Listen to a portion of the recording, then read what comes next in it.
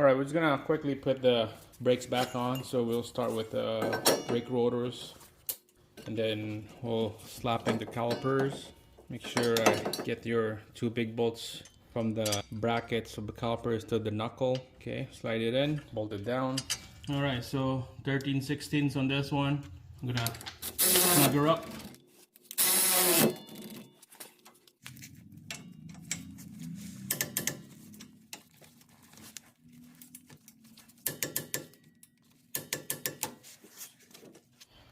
Alright guys, so we're going to be torquing this axle nut right here. This one, as it says here, it's 185 foot-pounds or 251 Newton meter.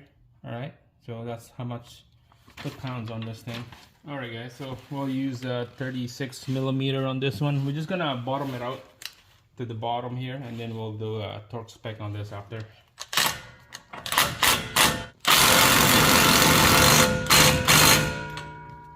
Alright, here we go, 185 foot-pounds. Make sure to put a floor jack on the bottom so this is solid, it's not gonna bounce. Okay, so 180, here we go. One more thing, we're gonna put a pin up here. I'm gonna put a pin so that the rotor won't spin on us. Here we go, 180 foot-pounds.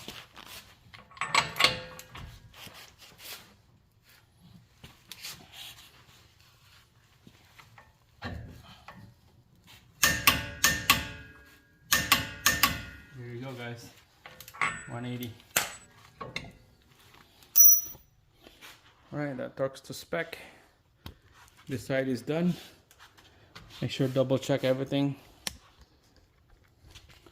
This clip right here goes in there.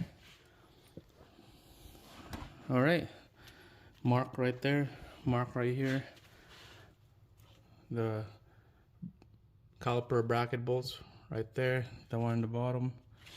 That's it. This is done. I'll put the tire back in there, and then I'll do the other side as well. Exact same thing. That's it guys. Thumbs up. Subscribe if you like this DIY. Took a lot of time and preparation doing this kind of stuff. Real time doing that with doing a video and light and angle of the camera and all that kind of stuff. Probably 3.5 hours. If I don't do the videos, if I just go and install without no interruption, it'll probably do me about an hour to do this with no problem. So that's it. Make sure to subscribe, like the video, and see you guys again on the next one.